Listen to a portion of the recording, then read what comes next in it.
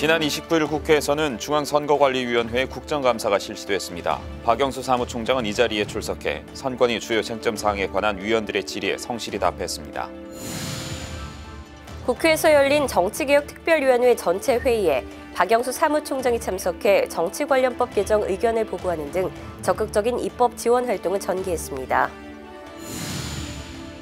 제20대 산림조합 중앙회장 선거가 중앙선관위의 위탁 관리로 지난 10월 30일 실시됐습니다. 중앙선관위가 선관위 직원들의 글로벌 경쟁력을 강화하기 위한 국제교류 전문 인력 워크숍을 마련했습니다.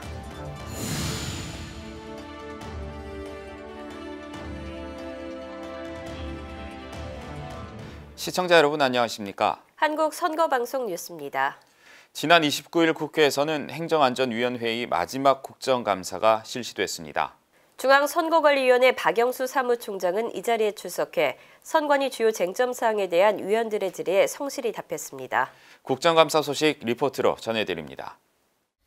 지난 29일 국회에서는 2018년도 행정안전위원회의 마지막 국정감사가 실시됐습니다.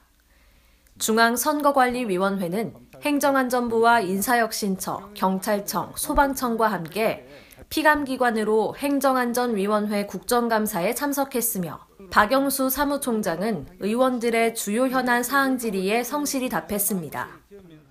행정안전위원회 위원들은 2020년 실시되는 21대 국회의원 선거와 관련해 가짜뉴스의 심각성에 대해 이야기하며 선관위의 대책에 대한 질의를 하였고 박영수 사무총장은 선거 기간 이외에도 꾸준한 모니터링과 예방 대응을 위한 다각화된 노력을 기울이고 있다고 답했습니다.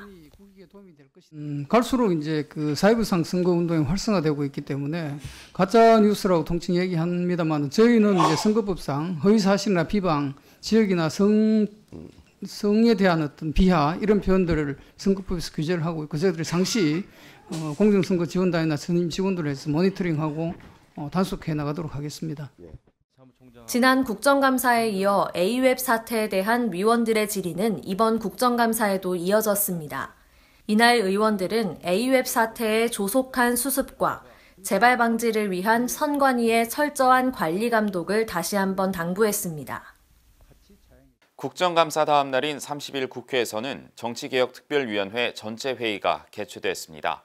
중앙선관위 박영수 사무총장은 정치관련법 개정 의견과 함께 유권자들의 알 권리와 공정한 선거 운영을 위한 방안 등을 보고하는 등 입법 지원 활동을 전개했습니다.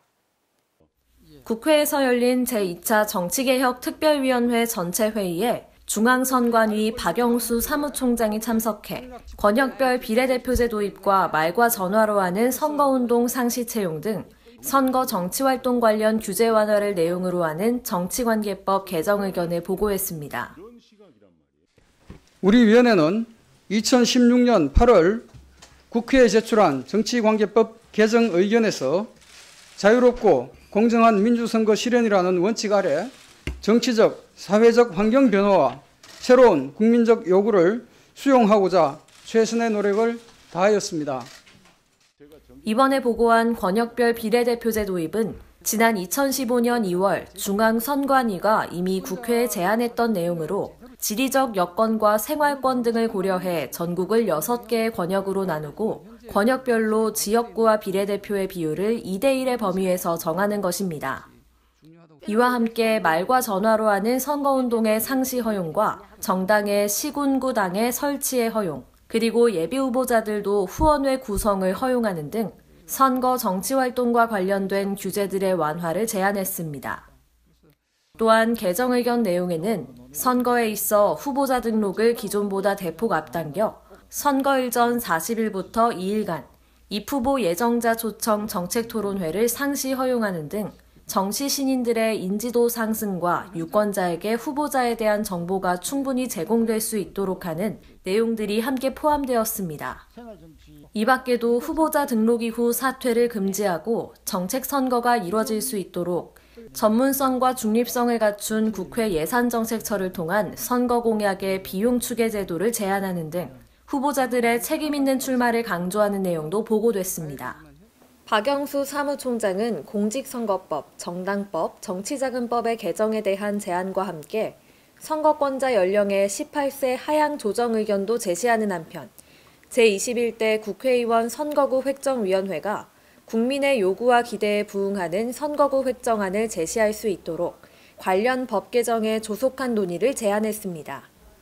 오늘 보고드리는 정치관계법 개정 의견에 대한 심도 있는 논의를 통하여 선거구 획정 등 주요 현안에 대한 해결뿐만 아니라 선거운동의 자유 확대와 유권자 중심의 선거제도 구현과 같은 정치개혁이 이루어지길 희망합니다. 정치개혁 특별위원회는 선거구제 개편과 정치관계법을 심사할 소위원회를 별도로 구성하고 정치관계법 개정을 위한 중앙선관위의 보고 내용을 면밀히 검토할 계획입니다. 내년 3월 실시되는 제2회 전국동시조합장 선거로 그 어느 때보다 이목이 집중됐던 제20대 산림조합 중앙회장 선거가 마무리됐습니다. 중앙선관위의 위탁관리로 투명하고 공정하게 치러졌다는 평입니다. 산림조합 중앙회를 새롭게 이끌어갈 인물은 누구인지 리포트로 확인하시죠. 산림정책을 수행하는 단체인 산림조합중앙회의 제20대 산림조합 중앙회장을 선출하는 선거가 지난 10월 30일 실시되었습니다. 제20대 산림조합 중앙회장 선거는 내년 실시되는 제2회 전국동시조합장 선거를 앞두고 그 어느 때보다 이목이 집중되었던 선거로 중앙선거관리위원회가 공공단체 등 위탁선거에 관한 법률에 따라 위탁관리하였습니다. 산림조합 회원 142명이 참석한 가운데 산림조합 중앙회 대회의실에서 진행된 선거에서는 기호 2번 이석형 후보가 총 74표를 얻어 제20대 회장으로 선출되었습니다. 다음 날인 31일 중앙선거관리위원회에서는 이석형 당선자에 대한 당선증 교부식이 개최되었습니다. 당선증을 수여받은 이석형 당선자는 지난 4년간 산림조합을 위해 헌신했던 노력을 인정받았다며 75만 조합원을 위해 최선의 노력을 다하겠다며 당선 소감을 밝혔습니다. 산림조합 중앙회장의 임기는 11월 6일부터 4년간이며 취임식은 11월 6일 산림조합 중앙회에서 열릴 예정입니다. 한편 내년 3월 13일에 실시되는 제2회 전국동시조합장 선거는 농협, 축협 1123곳을 비롯해 산림조합 132곳, 수협조합 92곳 등 총 1357명의 협동조합장을 선출하는 선거로 선거관리위원회의 위탁관리로 실시될 예정입니다. 중앙선관위는 우리나라뿐만 아니라 다른 국가들에게 선진 선거 문화를 전파하는 등 세계 민주주의 발전을 위한 다양한 활동을 전개하고 있는데요. 중앙선관위가 선관위의 글로벌 경쟁력을 강화하기 위한 워크숍을 마련했습니다. 선관위는 이번 워크숍을 통해서 국제교류 전문 인력을 적극 양성한다는 계획입니다. 우리나라의 선진 선거 문화를 경험하고 중앙선거관리위원회의 선거관리 및 관련 정책에 대한 내용 공유를 위해 매년 많은 국가들이 중앙선거관리위원회를 방문하고 있습니다. 중앙선관위 역시 선진 민주주의 국가들과의 교류를 통해 민주적인 선거 문화 확산을 위한 노력을 하고 있습니다. 이러한 흐름에 따라 무엇보다 중요한 글로벌 경쟁력 강화를 위한 2018년 국제교류 전문인력 워크숍이 지난 1일 선거연수원에서 개최됐습니다. 국제교류 전문인력 45명이 참석한 가운데 진행된 이번 워크숍은 국립외교원 교수 덴튼 포드의 국제교류 협력 업무 향상 스킬 강의와 외국어가 삶을 변화시킬 수 있을까라는 주제로 손미나 작가의 강의로 진행됐습니다. 영어로 진행된 이번 워크숍의 참석자들은 국제교류 및 협력 업무 능력의 향상을 기대한다며 우리나라의 선진 선거 문화를 국제사회에 널리 알릴 수 있도록 노력할 계획이라고 밝혔습니다. 선관위 직원들이 자신들의 실무 경험을 바탕으로 더 나은 선거, 정치제도를 만들기 위해 자발적으로 운영하는 연구 동아리가 있습니다. 바로 선거연구회인데요. 선거연구회가 2018년도 세미나를 개최하고 올해 연구 과제들에 대한 발표와 토론을 진행했습니다. 선거연구회의 2018 세미나 리포트로 소개합니다. 11월의 첫날, 선거연구회 구성원들이 한 해 동안 자신의 연구 과제를 발표하는 2018 선거연구회 세미나를 개최했습니다. 직원 연구관 및 연구회원 50여 명이 참석한 가운데 선거연수원에서 열린 세미나에서는 2018년도 우수 연구보고서 8편에 대한 발표와 토론이 진행되었으며 연구회 설립 10년을 맞이하는 선거연구회의 운영 방향과 연구 활성화를 위한 방안을 논의하는 시간도 마련됐습니다. 한편 선거연구회 관계자는 선거연구회의 지속적인 발전으로 단순히 정책을 수행하는 것에서 벗어나 국민에게 보다 적극적인 민주시민 교육과 선거 민주주의 발전에 기여할 수 있는 방법을 모색하기 위해 꾸준히 노력할 계획이라고 전했습니다. 전주시 덕진구 선거관리위원회가 전북대학교의 제18대 총장 임용 후보자 선거를 위탁 관리했습니다. 전북대학교 제18대 총장 임용 후보자 선거는 7명이 입후보한 가운데 학생 선거인을 대상으로 하는 온라인 투표와 교원, 직원 조교 선거인을 대상으로 하는 현장 투표 방식으로 지난 10월 29일 실시됐으며 3차 결선 투표 끝에 유효 투표 1,140표 가운데 648표, 득표율 56.84%를 차지한 공과대학 산업정보시스템공학과 김동원 교수가 1순위 후보자로 선출됐습니다. 전주시 덕진구 선관위는 총장 임용 후보자 선발을 위해 투표 사무원 선발부터 개표까지 공정하고 투명하게 선거 사무를 관리했습니다. 한편 중앙선관위를 비롯한 각 시도 선관위에서는 공정성을 요하는 선거에 있어서 적극적으로 선거 위탁 관리를 시행하고 있습니다. 11월 12일 개최되는 제2차 정당정책 토론회를 앞두고 지난 29일 중앙선관위에서는 제2차 정당정책 토론회 전문위원 회의가 개최됐습니다. 1시간 30분가량 진행된 전문위원 회의에는 7명의 전문위원과 함께 사무국장, 방송토론팀장, 실무 담당자가 참석해 제2차 정당정책 토론회의 주제 및 진행 방식에 대한 검토를 실시했습니다. 한편 중앙선거방송토론위원회는 정당법 제39조에 따라 국고 보조금 배분 대상 정당의 대표자가 참석하는 정당정책 토론회를 실시하고 있으며 제2차 정당정책 토론회는 오는 11월 12일 오전 10시부터 12시까지 MBC 스튜디오에서 개최됩니다. 건전하고 올바른 정당의 역할 수행과 발전을 위한 정당 사무처 연수가 실시됐습니다. 자유한국당 김병준 비대위원장과 김용태 사무총장을 비롯한 충남도당 핵심 당원 200여 명을 대상으로 실시된 이번 연수는 10월 30일부터 10월 31일까지 1박 2일간 충남 예산의 한 리조트에서 실시됐습니다. 정당 사무처 연수는 의정 활동에 필요한 정치관계법 등의 교육을 비롯해 지역 발전을 위한 의회의 역할을 모색하는 내용으로 진행됩니다. 한편 선거연수원은 건전하고 올바른 정당의 역할 수행과 발전을 위해 정당 사무처 연수를 수시 실시하고 있습니다. 중앙선거관리위원회 문상부 상임위원이 2018 한국여성정치시민대학의 강사로 나섰습니다.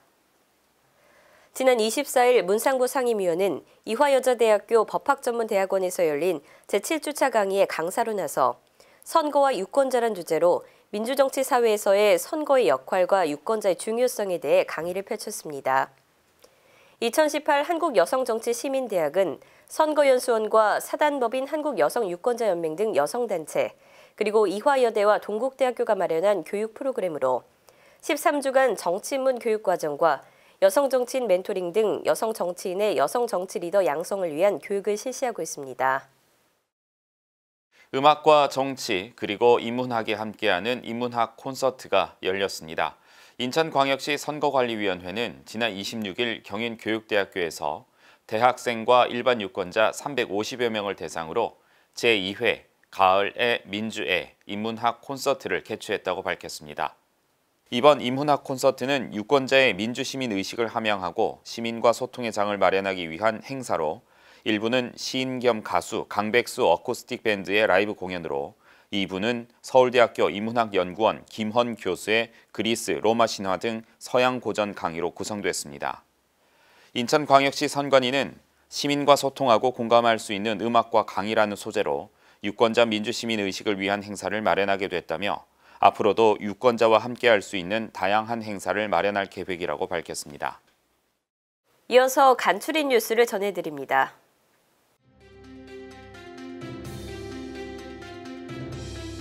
중앙선거방송토론위원회가 지난 11월 2일 제11차 위원회의를 개최했습니다. 이날 회의에서는 제2차 정당정책토론회에 앞서 실시된 전문위원회의에서 결정된 주제와 진행 방식, 그리고 사회자 선정에 대한 검토와 의결이 진행됐습니다. 선거연수원은 지난 11월 1일 2018 선거제도 및 선거사무개선 아이디어 공모전의 수상작에 대한 시상식을 개최하고 대학 학생회 선거의 선거관리위원회 위원 위탁교육 실시 아이디어로 최우수상에 선정된 윤석현 씨와 우수상에 선정된 김정관, 최인희, 방기성 씨에게 상장과 상금을 수여했습니다. 선거연수원은 유권자 중심의 선거제도 및 선거사무 개선을 위한 아이디어 발굴과 선거제도, 선거사무 개선과 관련한 대국민 소통 창구를 마련하기 위해 이번 공모전을 개최했으며 공모전의 수상작을 포함한 국민들의 아이디어는 추후 연구자료 또는 제도 개선 방안으로 활용될 예정입니다. 중앙선거관리위원회의 적극적인 온라인 투표 지원이 이어지고 있습니다. 전북대학교 총장 후보자 선출 선거외 37건의 온라인 투표 지원이 진행되었으며 이에 따른 선거인은 총 51,235명입니다. 4차 산업혁명의 핵심 기술로 주목받고 있는 블록체인은 거래 명세를 담은 블록들이 사슬처럼 이어져 있어서 하나의 장부를 이룬다는 뜻으로 데이터의 유의 변조가 어려워 미국, 스페인 등 많은 나라에서 이 블록체인 방식의 온라인 선거 시스템을 운영하고 있습니다. 중앙선관위도 올해부터 블록체인 기술을 기반으로 하는 온라인 투표 시스템 개발에 착수했는데요. 얼마 전 실시된 브라질 대통령 선거에서 이 블록체인이 화두로 떠올랐다고 합니다. 어떻게 된 일인지 선거 토픽에서 알아봅니다. 한보선 아나운서입니다. 지난 10월 28일은 브라질 대선 결선 투표일이었는데요. 10월 7일 1차 투표에서 자이르 보우소나루 사회자유당 후보는 46% 득표율로 1위에 올랐지만 과반 득표에 실패하면서 규정에 따라 29% 득표율로 2위에 올랐던 페르난두 아다드 노동자당 후보와 다시 한번 맞붙었습니다. 선거운동 중 블록체인 기술로 대선 공약 정보를 전달한 페르난두 아다드와 비트코인 합법화를 공약으로 주앙 아모에두 후보가 화제가 되기도 했는데요. 오늘 선거 토픽에서는 브라질 대선 결선의 이모저모를 만나보겠습니다. 브라질 대통령 1차 투표 당시 예상을 깨고 1위를 자이르 보우소나루 후보에게 빼앗긴 페르난두 아다드 후보가 자신의 공약을 블록체인을 통해 공개해 화제가 됐습니다. 정치 경제적 이익을 위해 의도적으로 언론 보도의 형식을 하고 유포된 거짓 정보를 의미하는 가짜뉴스는 미국 대선 이후 전 세계적으로 큰 문제가 되고 있는데요. 브라질 정부와 선거관리당국은 가짜뉴스 확산을 막기 위해 국방부와 정보국, 연방경찰 등이 참여하는 태스크포스 팀을 구성하는 등 가짜뉴스 모니터링에 최선을 다하고 있는 가운데 페르난두 아다드 후보가 자신의 공약을 블록체인 기술을 통해 공개했습니다. 페르난두 아다드 후보는 지난 2013년부터 2017년까지 상파울루의 시장으로 일할 당시에도 블록체인 기반 소프트웨어를 활용해 도시행정 프로젝트를 관리한 바 있는데요. 블록체인 기술은 거래 내역이 모두 기록되며 한 번 저장된 데이터를 수정하거나 되돌릴 수 없는 특성이 있어 가짜뉴스를 원천적으로 차단하는 효과가 있을 것으로 보입니다. 페르난두 아다드 후보뿐만 아니라 주앙 아모에두, 마리나 실바 후보 또한 선거 기간 동안 다양한 선거 활동에 블록체인을 도입했는데요. 특히 실바 후보는 디지털 정부를 강조하며 모든 국가 공공 데이터를 탈중앙화 플랫폼에 저장할 것을 강조했으며 선거 후보 등록에도 분산 원장 기술을 활용했습니다. 또한 비트코인 등 가상화폐 투자 열기가 뜨거운 브라질에서 주앙 아모에두 후보가 비트코인 합법화를 공약으로 내걸며 큰 반향을 일으켰는데요. 주앙 아모에두는 자신의 트위터 계정에 암호화폐의 법적인 위상을 끌어올리겠다고 밝히며 브라질에서 법정 화폐로 단 하나의 화폐만을 결제 수단으로 수용해야 한다. 이는 브라질에서 미국 달러가 결제 수단으로 사용되는 것을 제한하며 또한 미국 달러는 암호화폐를 포함한 다른 외환들과 동등한 화폐로 취급돼야 한다고 서술했습니다. 브라질에서는 올해 출범한 브라질 암호화폐 및 블록체인 연합이 암호화폐 및 블록체인의 법적인 위치 선점을 위해 정부와 협상을 벌이고 있는데요. 이런 상황 속에 암호화폐 합법화를 공약으로 내건 대선 후보의 등장은 많은 브라질 암호화폐 지지자들의 지원을 받기도 했습니다. 10월 28일 브라질 결선의 결과는 극우 성향의 자이르 보우소나루 후보가 55.7%의 득표율을 확보, 44.3%에 그친 페르난두 아다드 후보를 압도적으로 앞서며 브라질의 새 대통령으로 당선됐는데요. 브라질은 2014년부터 경기 침체에 시달려온 만큼 15년 동안 브라질을 통치해온 좌파 정권에 대한 반감과 변화를 원하는 국민의 목소리가 반영됐다고 할 수 있습니다. 이번 선거에서 당선된 자이르 보우소나루는 내년 1월 1일 38대 브라질 대통령으로 취임하게 되는데요. 브라질에 어떤 새로운 바람이 불어올지 기대해 보겠습니다. 선거 역사와 민주주의의 발자취를 따라가보는 역사 속 그날입니다. 11월 첫째 주 역사 속 그날로 이명원 아나운서와 함께 떠나보시죠. 독일은 2차 세계대전으로 인해 1990년 10월 3일 통일이 되기까지 무려 41년 동안 동독, 서독으로 나뉜 분단 국가였습니다. 동독과 서독을 갈라놓은 철옹성 같았던 베를린 장벽이 무너진 것은 많은 사람들의 통일에 대한 바람과 함께 동독에서 국경 개방 발표를 하면서 우연히 찾아왔는데요. 동독의 국경 개방 발표가 있었던 역사 속 그날, 1989년 11월 9일로 함께 가보시죠. 1949년 동독, 서독으로 분리됐지만 바로 베를린 장벽이 설치됐던 건 아닙니다. 동독에서 서독으로의 피난민이 1949년부터 1961년까지 10여 년 동안 무려 300만 명이 이상이 되면서 1961년 8월 길이 155km, 높이 3.6m의 베를린 장벽이 세워지게 됐는데요. 베를린 장벽이 세워졌지만 1969년 9월 서독 연방선거에서 승리한 사회민주당, 자유민주당 연립정부가 신동방 정책을 펴겠다고 밝히면서 본격적인 동서독 교류가 시작됐습니다. 이런 서독의 정책과 함께 1989년 5월 사회주의 국가였던 헝가리에서 민주화 운동이 일어나면서 오스트리아와 맞닿은 국경에 있던 철조망이 제거됐고 동독 주민들은 헝가리를 통해 서독으로 넘어가는 일이 많아졌는데요. 이런 흐름이 이어지자 동독 정부는 민심을 수습하기 위해 1989년 11월 9일 저녁 동독의 공산당 대변인 권터 샤보스키가 외국 여행 규제 완화 정책을 발표하게 됐습니다. 전날까지 휴가를 떠났다가 당일 복귀한 그는 중앙위원회 회의에 참석하지 못한 채 기자회견 직전 당 서기장인 에곤 크렌츠로부터 법안을 전달받아 반은 읽고 반은 대충 해석한 상태였는데요. 동독 주민은 외국 여행의 조건을 밝히지 않고 신청할 수 있으며 해외여행을 할 때에는 동서독 국경 또는 베를린의 모든 검문소를 이용할 수 있다는 원문을 동독 주민은 베를린 장벽을 포함해 모든 국경 출입 검문소에서 비자 없이 출국할 수 있다고 발표했습니다. 브리핑에 참석한 이탈리아 기자가 언제부터 이 법이 발효되느냐고 묻자 샤보프스키 대변인은 관련 내용이 서류에 없었음에도 즉시 발효된다고 대답했는데요. 실제 내용은 해외여행 시 경찰에게 허가를 받아야 하고 외국 비자가 필요한 것인데 모두 생략됐던 것입니다. 방송을 보고 수많은 시민들이 베를린 장벽으로 몰려들었고 이들은 장벽 통과 장소인 보른홀모 국경 검문소에서 국경수비대 요원들에게 문을 열라고 함성을 질렀습니다. 영문을 몰랐던 경비병들도 언론 보도와 군중들의 요구에 결국 국경을 개방하게 됐는데요. 그렇게 베를린 장벽은 무너졌고 돌이킬 수 없게 됐습니다. 1989년 11월 9일 냉전의 상징이었던 베를린 장벽이 무너진 뒤 1년도 채 지나지 않은 시간 동안 독일 통일은 그 물살을 타고 진행됐고 1990년 10월 3일 동독과 서독은 하나의 나라로 통일됐는데요. 베를린 장벽의 붕괴는 독일의 통일은 물론 유럽의 통합을 가져왔고 미국, 소련 간의 냉전을 종식시킨 세계사적인 사건으로 기록되고 있습니다.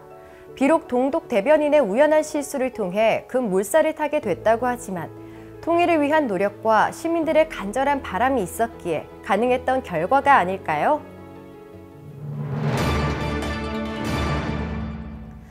지금은 누구에게나 너무나 당연한 선거권이지만 여성 참정권의 역사가 그리 길지 않았다는 사실 아시나요? 민주주의 선진국이라 불리는 미국에서조차 여성에게 투표권을 인정한 것은 1920년입니다. 이 또한 미국 여성 참정권 운동의 어머니라고 불리는 수잔 앤서니가 있었기에 가능한 일이었는데요. 수잔 앤서니가 미국 대통령 선거에 최초로 여성 투표를 강행했던 역사 속 그날, 1872년 11월 5일로 함께 가보시죠. 매사추세츠주에서 개방적인 집안에서 태어난 수잔 앤서니는 일찍부터 민권운동에 눈을 떴습니다. 1854년부터 노예제도 반대운동에 뛰어들어 1856년 미국 노예제 반대협회 뉴욕 대의원으로 선출된 뒤 남북전쟁이 일어났던 1861년 때까지 노예 해방을 위해 노력했는데요. 이런 그녀에게 해방시켜야 할 또 하나의 노예적 지위의 사람이 바로 여성이었습니다. 1872년 11월 5일 미국 대통령 선거 투표일.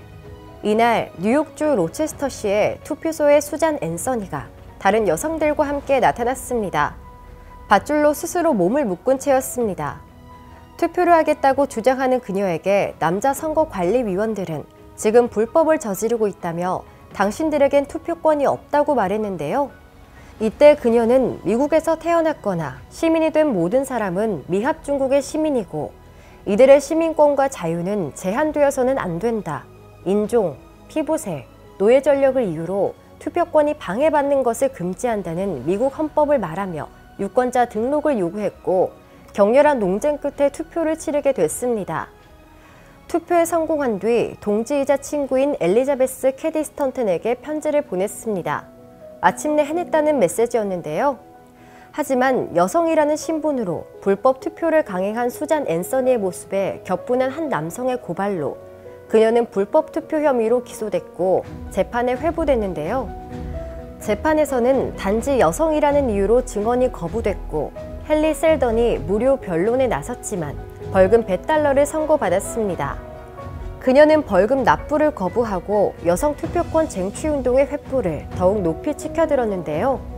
각 도시를 돌며 여성도 사람입니까? 라는 명연설로 큰 호응을 이끌어냈고 여성 참정권을 향한 그녀의 노력은 1906년 3월 13일 생을 마감할 때까지 계속됐습니다. 평생을 여성 참정권을 위해 헌신했지만 수잔 앤서니는 여성 참정권을 구체적으로 확정하기 위한 수정헌법 제19조가 의회를 통과하는 것을 보지 못했습니다. 1920년 8월 그녀가 사망한 후 14년이 지나서야 여성 참정권은 헌법으로 보장되는데요. 그녀의 공적을 기려 이 헌법은 수잔 앤서니 수정헌법으로 불리고 있습니다. 투표권, 너무나 당연하다고만 여겼다면 여성도 사람입니까를 외쳤던 수잔 앤서니의 가슴 깊은 울림을 꼭 한번 생각해 보시길 바랍니다. 중앙선관위에서 알려드리는 주요 소식입니다. 주요 현안에 대한 각 정당의 정강 또는 정책을 알 수 있는 제2차 정당정책 토론회가 오는 11월 12일 개최됩니다. 정당법 제39조에 따라 개최하는 2018 제2차 정당정책 토론회는 중앙당의 대표자, 정책연구소의 소장 또는 중앙당의 대표자가 지정하는 사람이 참석한 가운데 정치 및 사회 현안을 주제로 MBC 스튜디오에서 오전 10시부터 12시까지 2시간 동안 진행될 예정입니다. 이번 토론회는 MBC와 KBS 1채널을 통해 생중계되며 중앙선거방송토론위원회 유튜브 채널을 통해서 시청하실 수 있습니다. 제2차 정당정책토론회에 국민 여러분들의 많은 관심 바랍니다. 한국선거방송뉴스에서는 선관위가 실시한 온라인 투표 시스템, 이른바 K보팅의 지원 내용을 시청자 여러분들에게 전달해드리고 있는데요. K보팅은 정책 결정 및 사회 갈등 해소를 위한 다양한 의견 수렴, 그리고 대표자 등을 인터넷을 이용해 선출하는 서비스로 대한민국 국민이라면 누구나 이용할 수 있습니다. 편리하고 안전한 K보팅으로 생활 속 선거를 실천해 보시는 건 어떨까요? 한국 선거방송 뉴스 여기까지입니다. 시청해주신 여러분 고맙습니다.